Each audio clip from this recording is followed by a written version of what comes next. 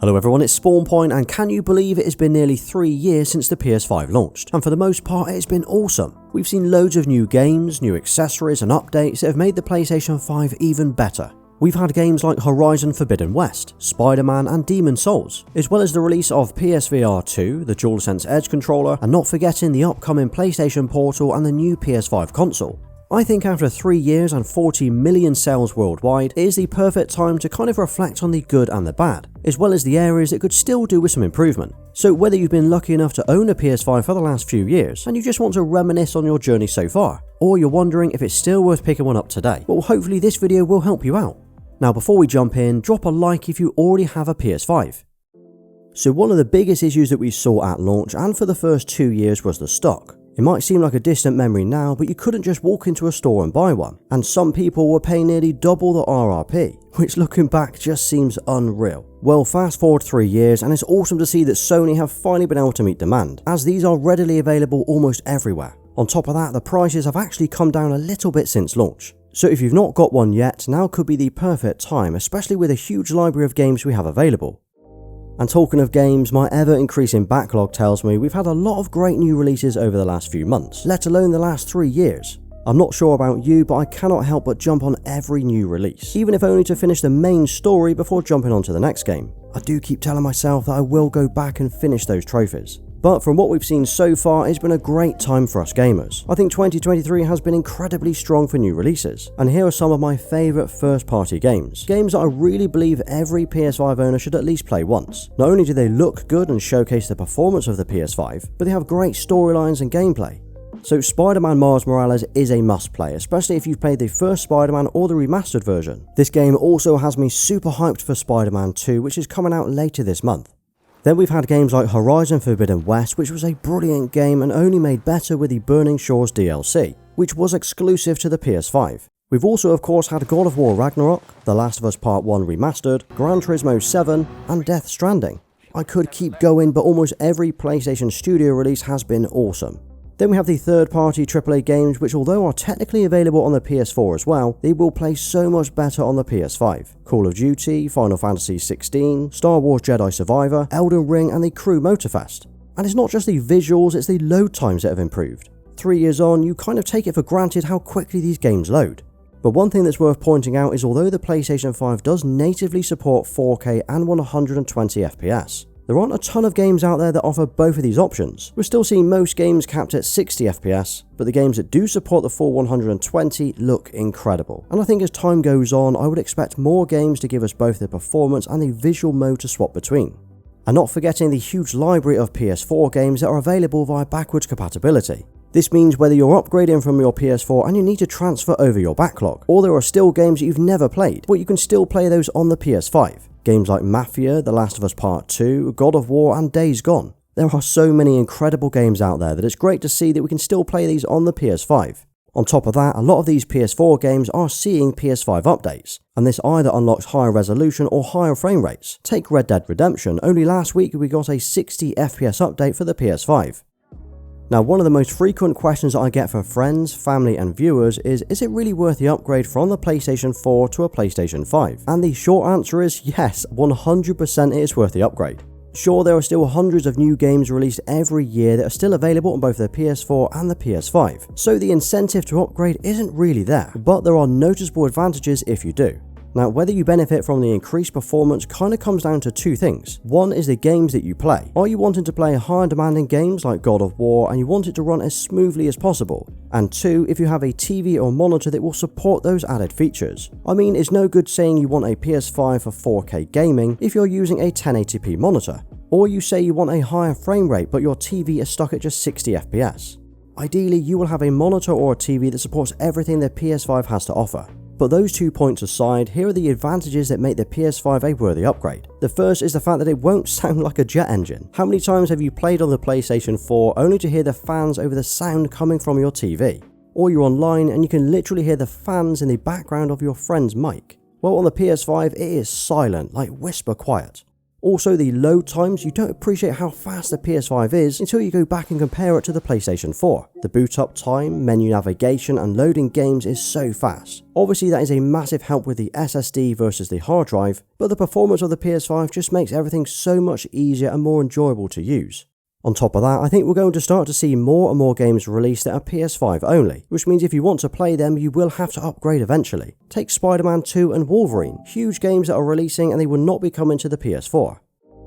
So at launch it was clear that the PlayStation 5 was designed for the covers on the side to be replaced, and shortly after that we started to see those third-party plates popping up. Then in early 2021 we did get the first official Sony covers available on their store. These were the Midnight Black, the Cosmic Red and Galactic Purple, but since then we've had a total of 12 colours announced or released. This has included the Starlight Blue, Nova Pink and the Grey Camo, as well as a few limited edition options like the Spider-Man 2. I did actually miss out on these when they went up for pre-order, but I did manage to get the console instead. Then more recently we've got the new Deep Earth collection where we get these 3 new colours. I'm already liking the look of the Sterling Silver, it's giving me those PS1 grey vibes. But for PlayStation to give us the option to change the look of the console simply by swapping the plates is such a great idea. It's easy for us to do and doesn't ruin the original covers. Then as well as the covers, we've also seen the matching controllers as well. We're up to about 15 controllers now, including the same Galaxy range, a few gaming themed ones like the God of War Ragnarok, Hogwarts Legacy and the Spider-Man 2, as well as this one here from LeBron James. I mean, there's really no need to buy them all, but it's great to see a wide range of designs and colours to suit everyone. Now we're just missing the translucent range like we had on the PlayStation 4. The big one though was the DualSense Edge. This is the Pro controller that PlayStation brought out in January 2023. It's essentially a DualSense that's been heavily modded, so we get the same great features like adaptive triggers and haptic feedback, but we get so much more. This comes with adjustable triggers you can swap between standard and instant at a click of a button, and this is perfect for those FPS games where you need that instant response. But of course you can still swap back to normal mode for your racing games. It also has these 2 rear mappable buttons, so you can click buttons that you'd normally need to remove your thumbs from the thumbsticks to press, and the fact that you can swap out the entire thumbstick module for a new one is a real game changer. We've all heard of stick drift, and this is one way to increase the lifespan of the controller, as it's likely the very first thing to go wrong. And then back in February 2023, PlayStation released the PSVR 2, a virtual reality headset that works with the PlayStation 5. This has been one of those accessories that I used a lot during the winter months, then over summer I've hardly used it, but this is probably driven mostly by the game releases, but the games that we've had so far have been awesome. Essentially we get 2 Sense controllers to navigate the VR world, and the headset which needs to be plugged into the PS5. Now most of the games are exclusive to VR, so games like Moss or Pistol Whip and Horizon Call of the Mountain, but we have also seen some normal PS5 games updated with VR features, so games like Resident Evil or even Gran Turismo 7. It's one of those games that completely changes the way the game looks and feels, and it blows me away just how impressive it is. So combining the whole list of accessories that we now have available for the PlayStation 5, it feels like we've got a complete package. From a games console point of view, I don't think there's much else we could possibly need. So another feature worth talking about is PlayStation Plus. This has had an overhaul since it first launched, and over the last few years we've seen it completely redesigned into a new tier system. Whether you think it's worth buying comes down to if you see value in the offerings from each tier, but I think this is something that just adds to the overall experience on the PS5. It means you don't always need to buy the latest AAA games, as there are hundreds of games here to play. Personally, I'm on the premium package, but that's only because I was automatically upgraded when they merged both PS Now and PS Plus together. But basically this is what we get in each package. Essential gives us monthly games, online multiplayer, discounts and cloud storage. This is what we got in the original PS Plus back in the day. Then we have the Extra plan, which comes with the same as Essential, with the added benefit of hundreds of games in the game catalogue and the Ubisoft Plus classics. So games like Spider-Man Miles Morales, Horizon Forbidden West and Back 4 Blood are all included in this plan. And the top plan is premium. This has all of the other perks plus the classic games catalogue, game trials and cloud streaming. This essentially gives you another few hundred games that you can either download or stream, including PlayStation 1, PlayStation 2 and PlayStation 3 games. Now these plans were not cheap to begin with, and very recently PlayStation did increase these by $20 to $40 per year, and it wasn't clear why at the time, but I think as time goes on we will start to see more benefits added to justify it, or at least that's what I'm hoping to see. But only last month we did see the new Sony Pictures Core platform announced, which will be included in the Extra and their premium plans. This is Sony's new movie streaming platform and will include about 100 movies at no cost to you. It'll also give you early access and discounted prices to some Sony Pictures movies. I would kind of compare this to Apple TV, where you can stream and buy rather than Netflix, which is for streaming only.